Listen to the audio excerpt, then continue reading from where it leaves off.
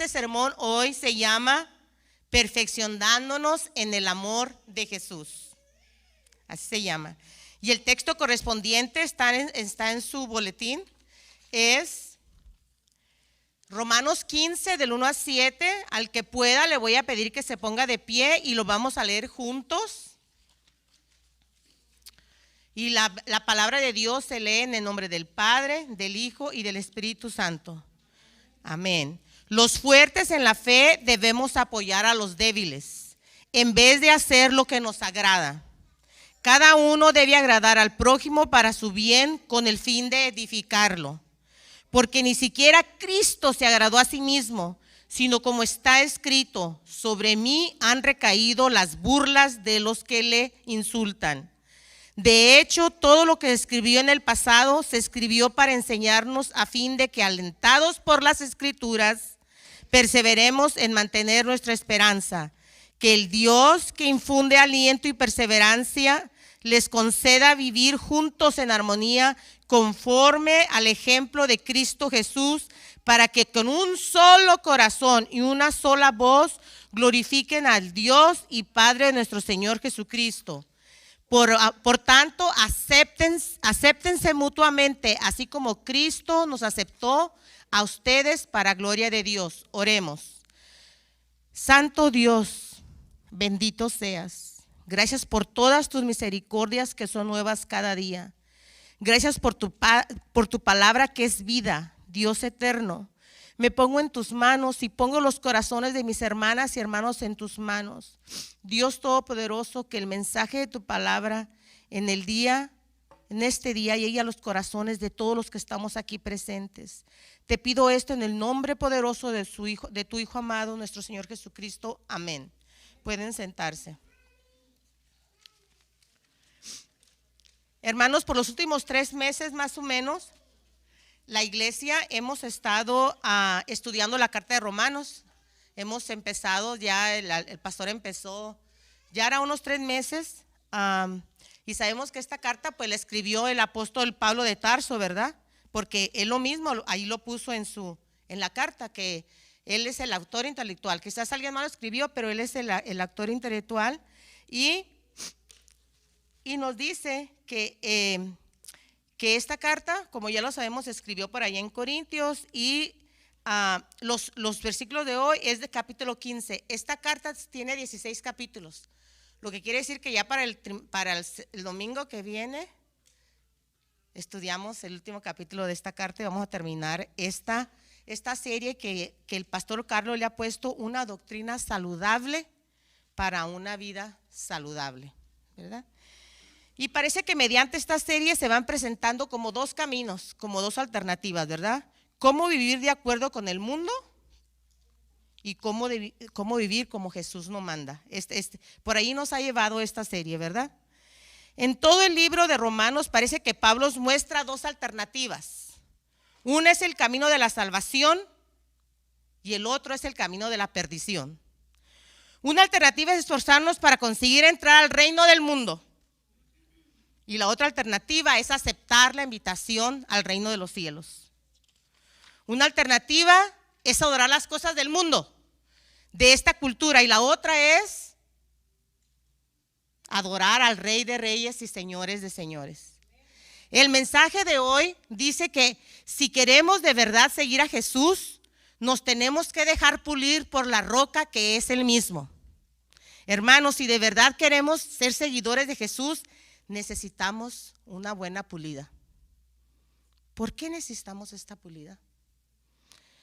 Para llegar a la unidad necesaria con la meta de testificar del amor de Dios. Esa es la meta. La meta de la unidad, de esa pulida que nos estamos dando unos con otros aquí en la iglesia, es promover, testificar el amor de Jesús. Necesitamos vivir vidas siendo moldeadas por Cristo, menos de nosotros, más por los demás y para la gloria de Dios solamente.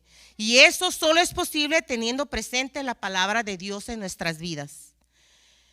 Bueno, esto digo yo, ¿verdad? Y lo sabemos porque lo hemos repetido, pero específicamente, ¿qué nos dice la escritura de hoy? Y ahí ustedes tienen, si no, abran su Biblia y van a saber que es lo mismo. Como solamente son 7 versículos y no como 40, como la otra vez, Teresita. Nomás vamos a estudiar de uno por uno. Así es que ojalá que no se haga muy larga la situación, pero aquí vamos, ¿verdad?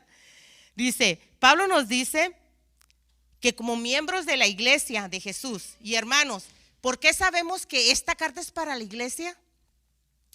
Porque en ese tiempo Pablo no escribió para los de fuera de la iglesia. O sea que ninguna de las cartas de Pablo eran para ver quién le quedaba, no. Todas las cartas de Pablo eran tratando situaciones de las iglesias. Entonces sabemos que esto no era para los creyentes, era para los creyentes, ¿verdad? Sí. Entonces, deje regreso aquí. En estos 7 versículos Pablo nos dice que la meta de pulirnos unos con otros a través de la palabra de Dios tiene como fin la verdadera comunión y misión de la iglesia. Pablo nos dice que al ser pulidos, moldeados por el trabajo de Dios, debe notarse el fruto. Hermanos, si hemos venido 1 año, 5 años, 10 años, 15, más de 15, y no tenemos fruto, esta es señal de que necesitamos mucho que hacer. Hermanos, ningún mortal es perfecto. Yo creo que nadie de aquí nos creemos perfectos, ¿verdad? Somos soberbios, somos orgullosos. Muchas veces nos creemos mejor que los demás y cometemos errores diariamente. Pero si aprendemos de esos errores y nos sometemos a la palabra, se notará el fruto, aún dentro de nuestras imperfecciones. Hermanos, en la lectura de hoy, Pablo nos dice que 2 cosas bien claras, las cosas bien claras. Primero, ¿te crees mejor y más maduro? Pues da el ejemplo, pero no basándote en el ejemplo cualquiera, sino siguiendo las pisadas del Maestro Jesús, poniendo en práctica aquellos que están aprendiendo por medio de la palabra de Dios. Hay un dicho en México, no sé si en otros países, que dice que de lengua me como, por ahí, ¿verdad? Entonces, sí, por ahí más o menos.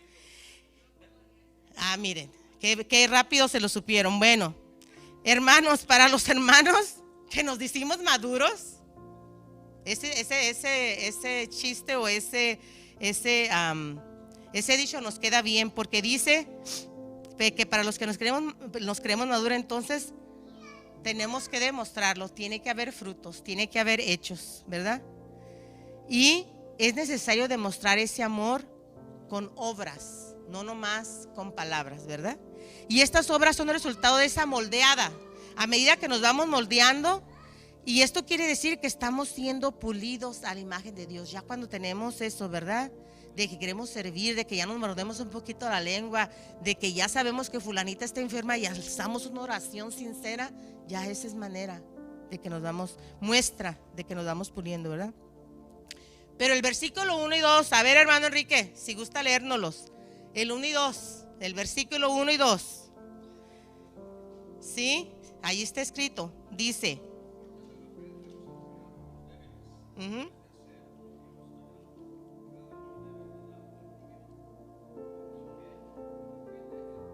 Así es, los fuertes en la fe no debemos hacer lo que no debe de hacer lo que les agrada.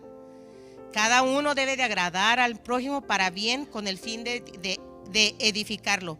Este proceso de pulido empieza desde adentro, hermanos, del corazón para afuera. Un creyente no pulido se ama a sí mismo por encima de todo.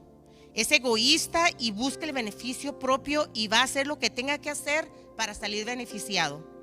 Va a levantar falsos o quedarse callado cuando hay que hablar y aclarar una situación. En pocas palabras, hará lo que tenga que hacer para ser un triunfador en este mundo.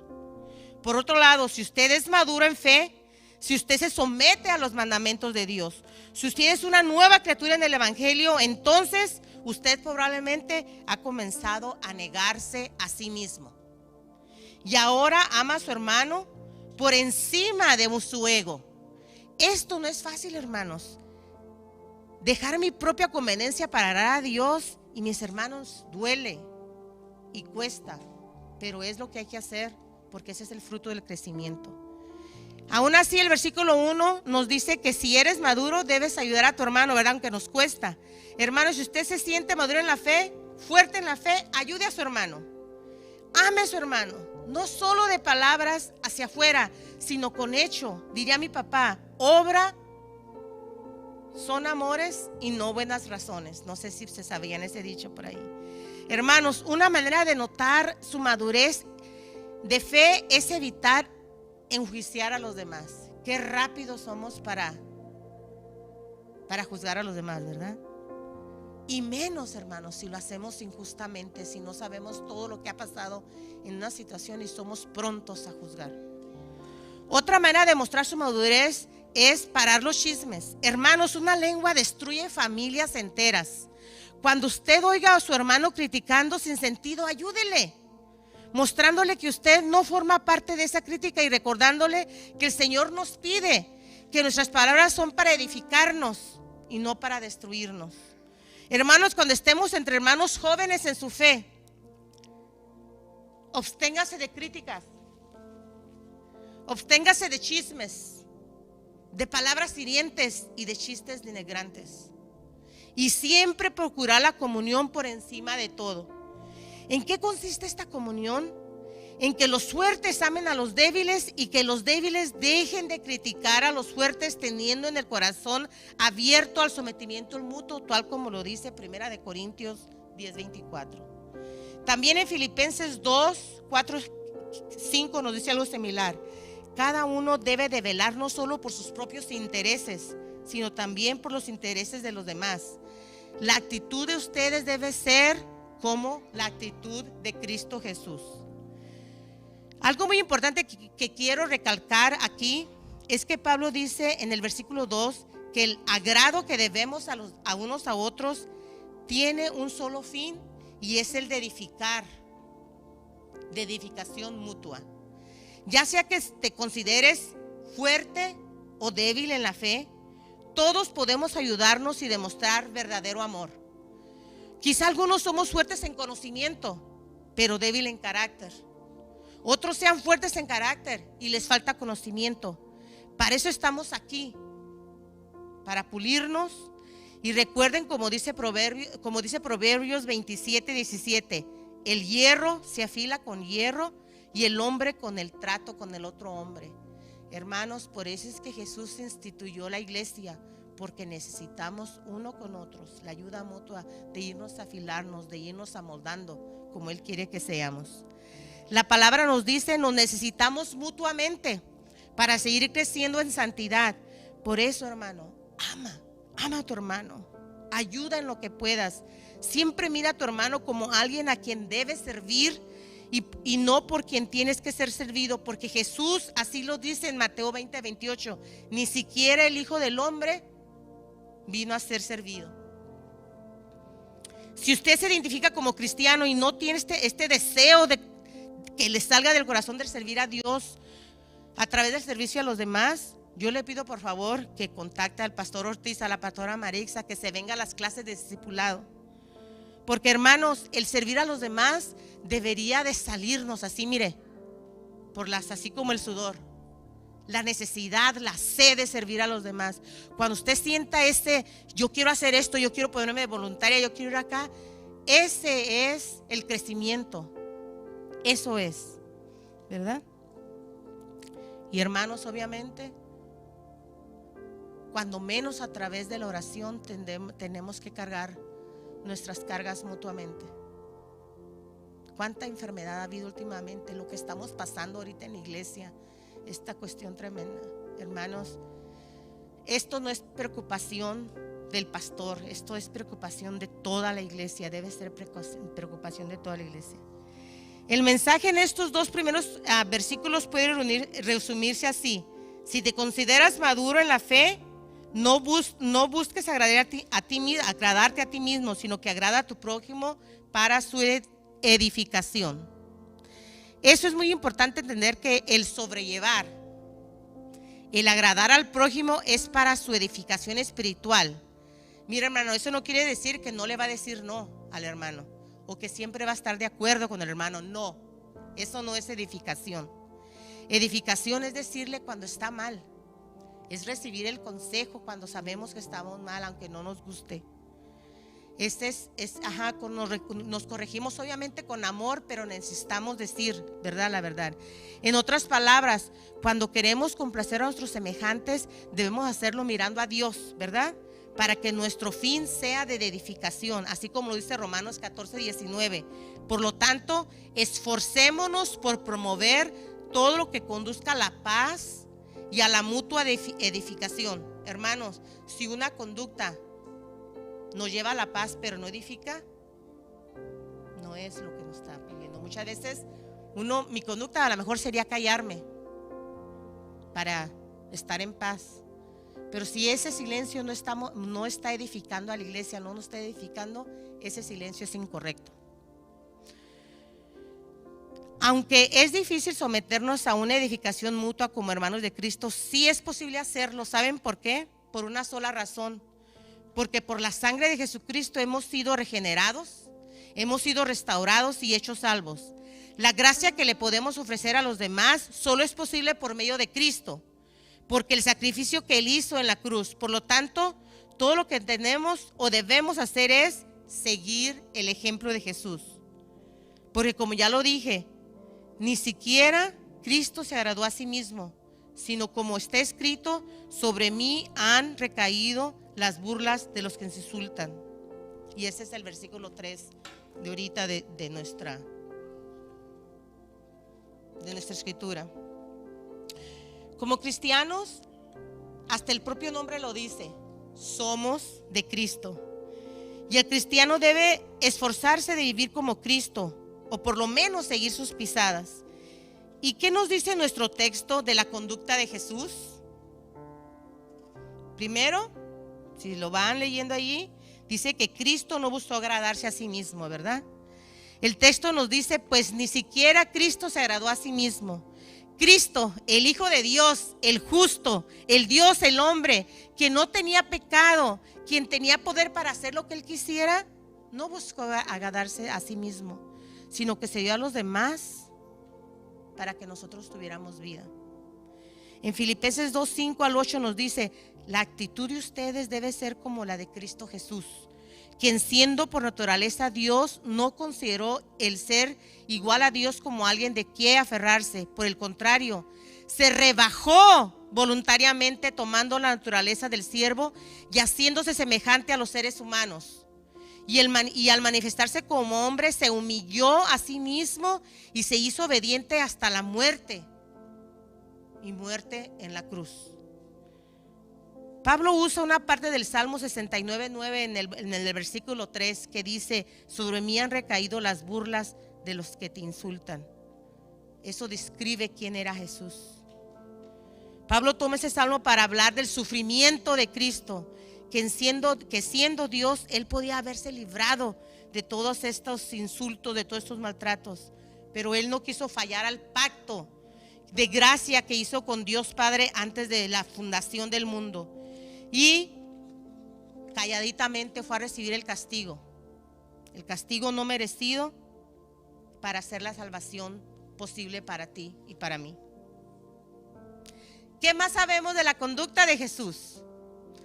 Bueno, mire, como ya le dije, mientras lo castigaban, mientras lo escupían, mientras le decían de cosas, Jesús se quedó en silencio. Isaías 53:7 dice, maltratado y humillado, ni siquiera abrió su boca. Como cordero fue llevado al matadero, como oveja que enmudece ante su trasquilador, ni siquiera abrió la boca. Voy a hacer una pregunta retórica para los que están dormidos. No me conteste, solamente medite. ¿Cuántos hoy, por quedar por encima de nosotros, de nuestros hermanos, y quedar como mejores, abrimos nuestra boca en defensa propia para ser vindicados y a la vez procurando la destrucción de nuestro prójimo? ¿Cuántas veces le hacemos un comentario así nomás porque nos cayó mal lo que dijo y hoy tenemos que vengarnos aunque sea un poquito? Bueno, se los dejo de tarea. Hoy no sé por qué me salieron muchos dichos, así es que hoy vivimos en el mundo donde el que tiene más saliva come más pinole, dicen los de Michoacán. y buscan primeramente su bien y buscan, y buscan ser mejores o aparentar ser mejores que los demás. Pues bien, Cristo, que era el mejor de todos, que era el más santo que todos, que era el más justo que todos, que era superior a todos, no abrió la boca. ¿Por qué motivo? Con tal de glorificar al Padre y bendecir a su iglesia. Esa fue la actitud de Jesús. Cristo se negó a agradarse a sí mismo para que nosotros tuviéramos salvación. Y usted, hermano, hermana, ¿qué está haciendo para gloria de Dios y para edificación de su hermano? Hermanos, nuestra roca es Jesús. Púlase en esa roca. Para eso tenemos la palabra que nos habla de Él, desde Génesis hasta Apocalipsis. Continuemos con el versículo 4. De hecho, dice el versículo 4, lo pueden leer en su boletín: todo lo que se escribió en el pasado se escribió para enseñarnos, a fin de que, alentados por las Escrituras, perseveremos en mantener nuestra esperanza. Otra vez, de hecho, todo lo que se escribió en el pasado se escribió para enseñarnos, a fin de que, alentados por las Escrituras, perseveremos en mantener nuestra esperanza. Cristo nos es revelado en toda la Escritura. Toda la Biblia es la revelación perfecta de Jesucristo. Los 66 libros revelan de esa manera, de una manera o de otra manera, el carácter de Jesús, las actitudes de Jesús, lo que hay en el corazón de Jesús. Todas las Escrituras, toda la palabra de Dios nos hablan de Cristo. Nos habla del ejemplo de Cristo, nos habla de nuestro Señor y de cómo nosotros debemos imitarle. Es algo que el Señor viene anunciando desde el principio hasta su cumplimiento. Los que han pasado por el Shed, hay un versículo, el 2 de Timoteo 3, 16, 17, que está en todos nuestros libros, que dice: toda la Escritura es inspirada por Dios y útil para enseñar, para reprender, para corregir y para instruir en la justicia, a fin de que el siervo de Dios esté enteramente capacitado para toda buena obra. Hermanos, si usted quiere saber quién es Jesús, lea su Biblia. Si usted quiere aprender a ser un mejor cristiano, lea su Biblia. Si usted quiere vivir con una vida de santidad, lea su Biblia. Si usted quiere servir a su prójimo y no sabe cómo hacerlo, lea su Biblia. Después de que lea y realmente comprenda las verdades que solamente se encuentran aquí. Me encanta lo que dice el pastor cuando al principio, que dice: esta es mi Biblia. Porque de veras, hermano, cuando entendemos lo que hay en este libro sagrado, no volveremos a ser los mismos. Mire, el versículo 4 nos dice que las Escrituras son nuestra fuente de enseñanza. La Biblia nos da el Evangelio, nos lleva a la salvación y nos instruye para que vivamos vidas santas, para que sigamos el ejemplo de Cristo, para que seamos pulidos, para que seamos su iglesia en medio de este mundo caído. Además, el versículo 4 también nos dice que la Escritura es nuestra esperanza. La palabra de Dios nos consuela, nos conforta y nos da esperanza, porque Dios es un Dios fiel que siempre cumple sus promesas.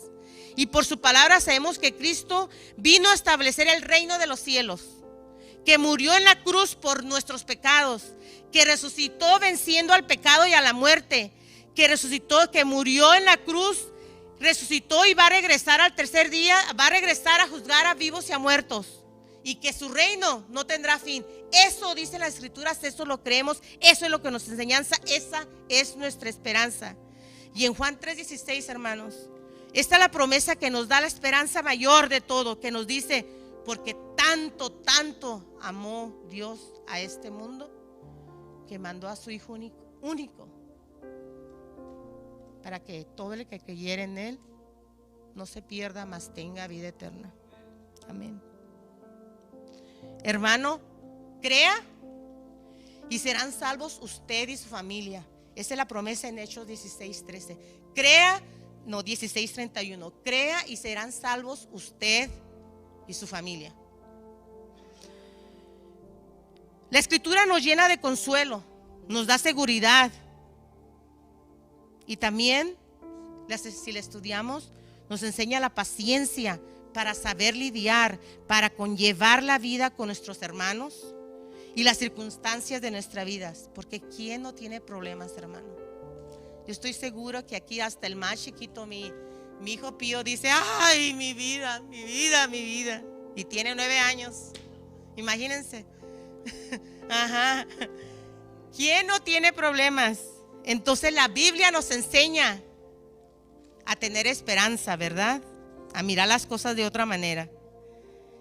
La Escritura es la fuente de esperanza para el cristiano, porque la Escritura revela a Cristo y nos enseña a vivir como quiere el Señor que vivamos.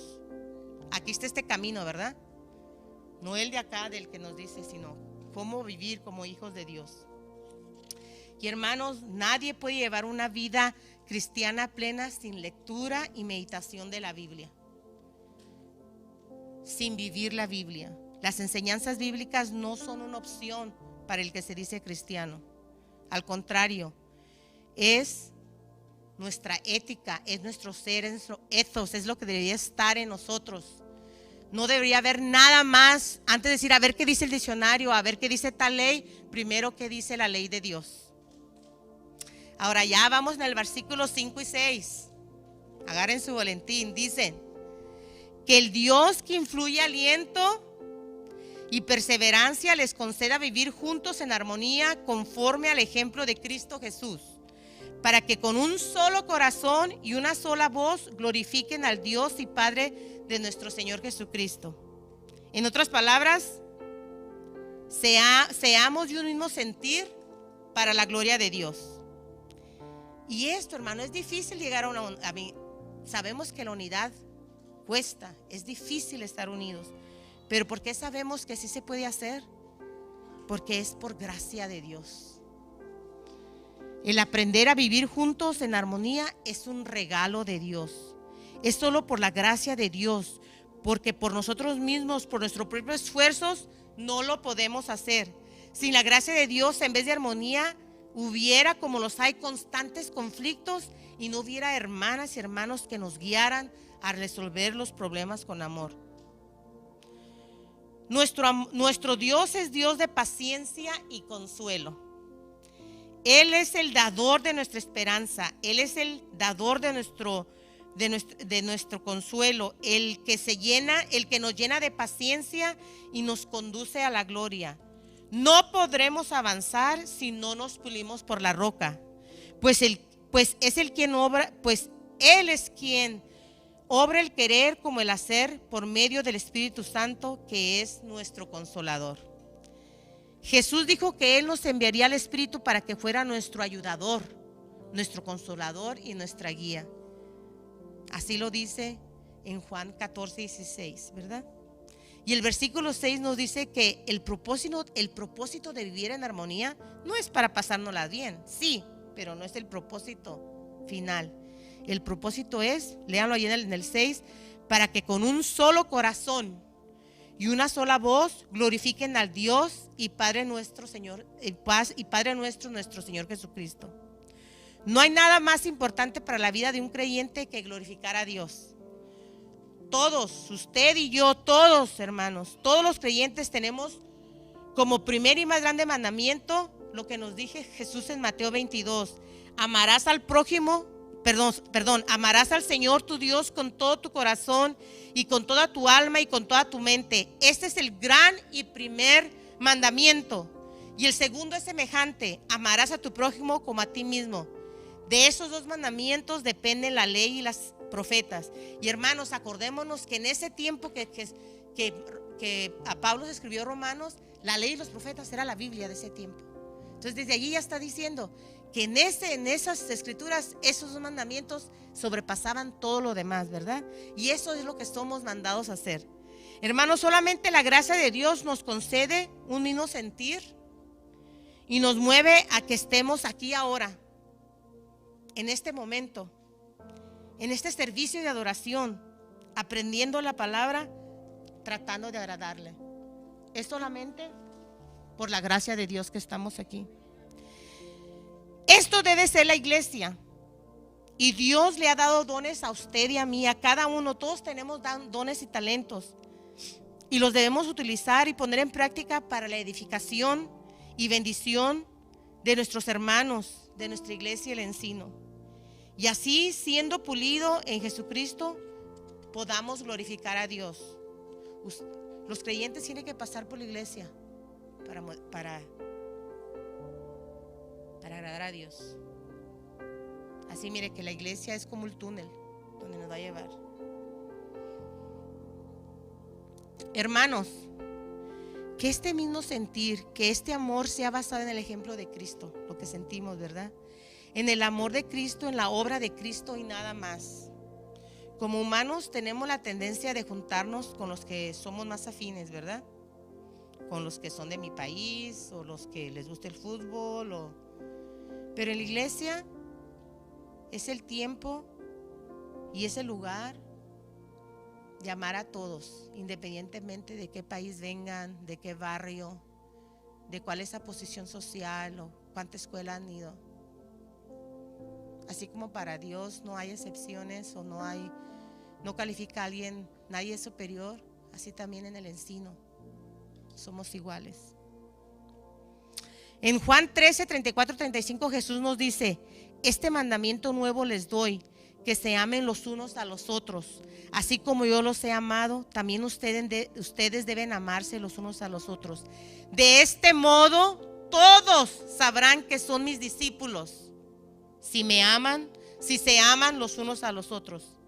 Hermanos, el amor fraternal entre creyentes debería ser la característica fundamental de Jackie, la característica fundamental de Enrique, la característica fundamental de Octavio, de Ramsey, de Teresita, de Fred, hasta de Oscarito. No debería de haber otra característica, ni dadivosos, ni voluntariosos. No, la característica principal del cristiano es amorosos, que somos una iglesia amorosa, que demostramos el amor de Jesús. Hermano, y usted dirá, bueno, pues ¿qué será el amor? ¿Verdad? Sí, Alondra, sí son las mariposas en el estómago, pero más que eso, el amor que Dios nos quiere que lleguemos, ese amor agape, es el amor descrito en 1 Corintios 13 del 4 al 8, que dice: el amor es paciente, es bondadoso. El amor no es envidioso, ni presumido, ni orgulloso. No se comporta con rudeza, no es egoísta, no se enoja fácilmente, no guarda rencor. El amor no se deleita en la maldad, sino que se regocija en la verdad. Todo lo disculpa, todo lo cree, todo lo espera, todo lo soporta. El amor jamás se extingue, ¿verdad? Amén. Y con este tipo de amor, unidos en un solo corazón, es como una iglesia debe adorar a Dios de acuerdo a los versículos 6 y 7. ¿Y qué creen? 5 y 6.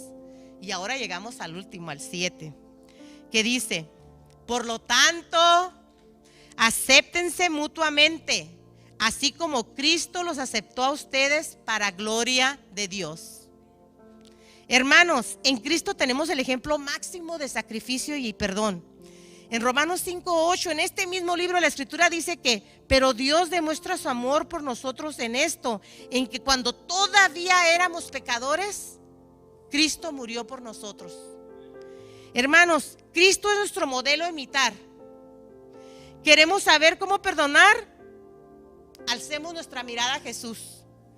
¿Queremos aprender a ser mansos y humildes? Alcemos nuestra mirada a Jesús. ¿Queremos aprender a amar sacrificialmente? Alcemos los ojos a Jesús.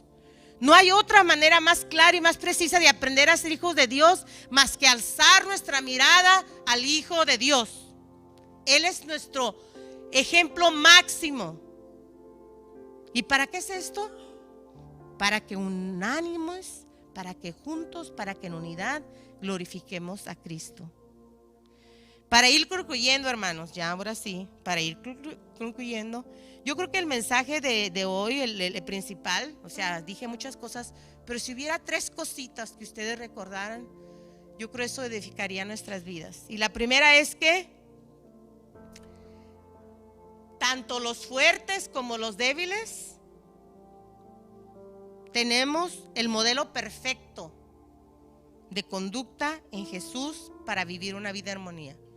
Todos podemos seguir el ejemplo de Jesús para vivir una vida de armonía. Ese es número 1, ¿verdad? Número 2, si queremos aprender quién es Jesús, debemos leer las escrituras con constancia y cuidado, porque las escrituras son la revelación perfecta del carácter de Dios. Entonces, número 2, primero, someternos, fuertes o débiles. Segundo, leer las escrituras. Tercero, el propósito de vivir en armonía es glorificar a Dios, que es el propósito fundamental de la vida cristiana. No hay otro propósito mayor que ese, hermano. No hay otro propósito para la vida de la iglesia. El propósito fundamental es glorificar a nuestro Señor. Hermanos, solo por medio de Cristo es que podemos experimentar armonía entre hermanos. Solo por medio de Cristo es que podemos hallar la salvación. Solo por medio de Cristo podemos ser pulidos a su imagen. Solo por medio de Cristo podemos crecer en santidad. Solo por medio de Cristo es que podemos ser de edificación para nuestros hermanos. Solo por medio de Cristo es que podemos vivir en comunión y unánimes. Solo por medio de Cristo es que podemos tener una unión que glorifica a Dios. Cristo, Él es a quien debemos imitar. No a la comadre, no al artista de cine, no en esos influencers que hay en TikTok, whatever. None of that. None of that. Nosotros tenemos a Cristo a quien imitar, no necesitamos a nadie de esos, ¿verdad? Hermanos,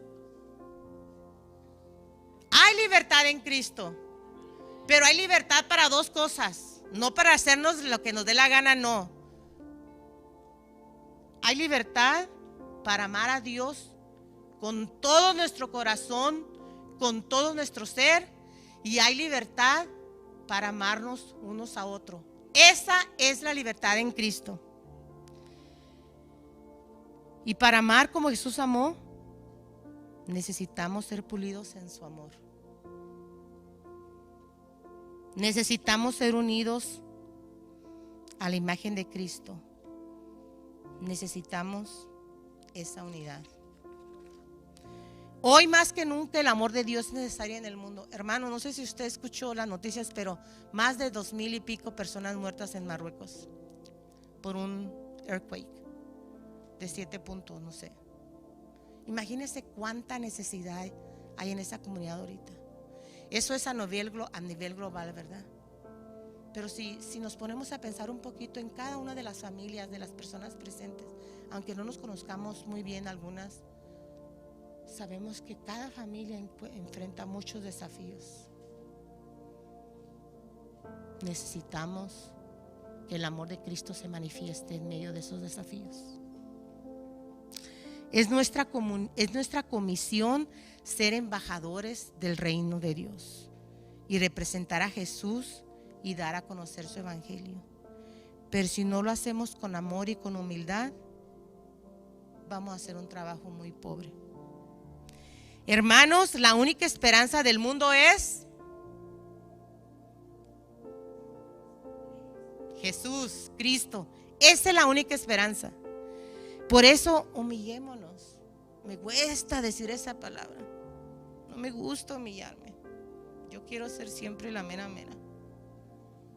Pero no, humillémonos. Y especialmente humillémonos ante el trono de la gracia.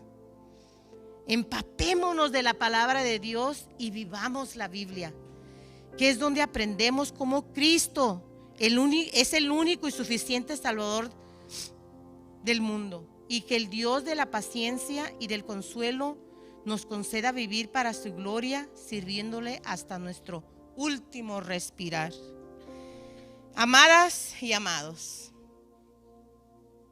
como cristianos, esa es nuestra gran esperanza, que hemos sido llamados por nuestro Dios a ser salvos y para un día compartir con Él la vida eterna. ¿Y por qué? ¿Por qué sabemos que esta invitación no es nomás cualquier invitación de papel? ¿Por qué sabemos eso? Porque en Isaías 48 nos dice: la hierba se seca y la flor se marchita, pero la palabra de Dios permanece para siempre. Oremos. Gracias, Padre, gracias, Hijo, gracias, Espíritu Santo. Padre celestial, gracias por tu eterna palabra, que es donde el carácter y el amor de Jesús se ha revelado. Gracias porque por tu amor a tu creación has provisto de un medio para salvación humana mediante la obra de Jesucristo. Gracias por el regalo de salvación. Bendito seas, alabado seas. Gracias, Dios, por tu fidelidad, porque tú nunca cambias. Eres el mismo de ayer, de hoy y de siempre. Gracias, Señor, por tu amor, y gracias, Jesús, por tu obediencia, por decir sí a la voluntad de tu Padre. Permítenos, Dios Santo, danos la gracia de ser imitadores de tu Hijo, para aprender a vivir en armonía, para tu honra y para tu gloria. Amén. Gracias, hermanos.